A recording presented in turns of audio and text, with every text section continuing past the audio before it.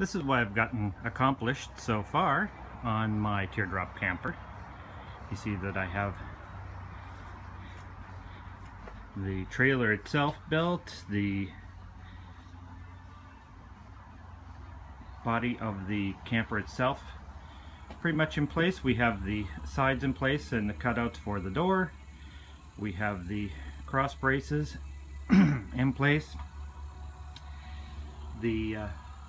A slot here cut for the window, which you see the window frame in place. That window's called a stargazer because when you're inside the camper, you would be able to lay down here and look up through that window.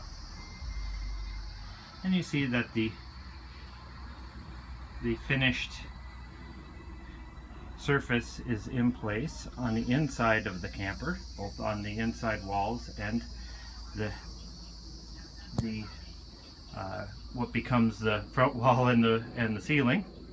And I've kind of placed the ceiling fan in place. That's a 12-volt 3-speed fan that'll be able to pull either pull or push air through the cabin.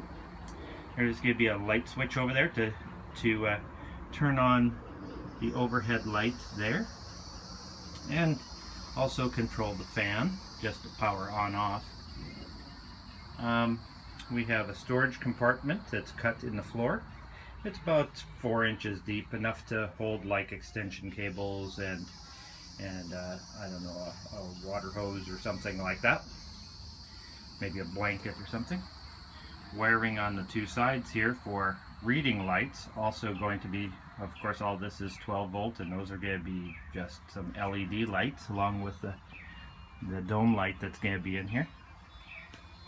Over here on this surface will be some cabinets which are going to come out about a foot, so they're going to come out to about there. So cabinets here to store things like clothes, towels, you know, and then of course there's going to be a top cabinet that's going to go all the way up to the ceiling, and the top part will go in deeper all the way back there. The overall space, this is I think it's about 46 inches wide, and it's 6 feet long. So if you're taller than 6 feet, which I am not, you may have trouble, but I should be able to sleep in here quite comfortably. Up in the front again, there will be a couple of vents that will come through about there and over on that side, which will be for the air conditioning. And the air conditioner will be mounted on the front tongue with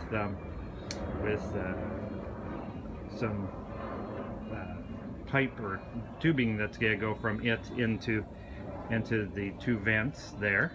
That will be disconnected, of course, while you travel. And in the back here, this will be the galley area.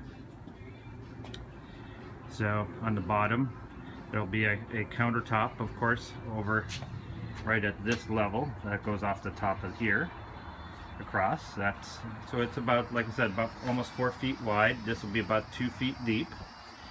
So there'll be a countertop that comes out to the front edge here, and then there'll also be cabinets on this portion here that come out to the front edge of the countertop.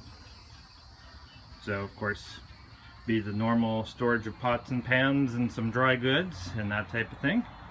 And but because it's pretty much a free-form space, I can design it any way I want for that galley. Maybe mount my propane camp stove in there, or maybe have it on a slide out. I can even have water input into the side that comes to a sink, but then I have to think of where we're going to where the gray water runoff is going to go.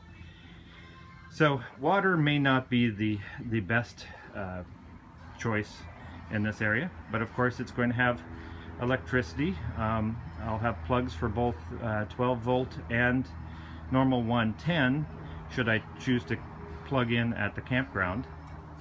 And of course what's going to be is up here there's going to be a hinge. Of course, this is going to have a hinged kind of a hatch that lifts up, that then will be a kind of a roof covering when it's opened all the way.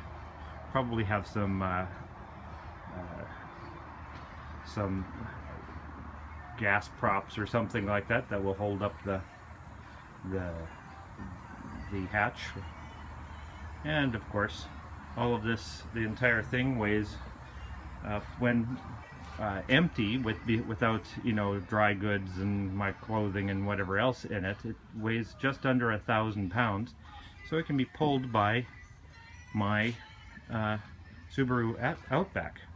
Actually, my Outback would be able to pull something almost 3 times this weight, but hey, always leave yourself a little bit of extra towing capacity, because who knows what you're going to load into it.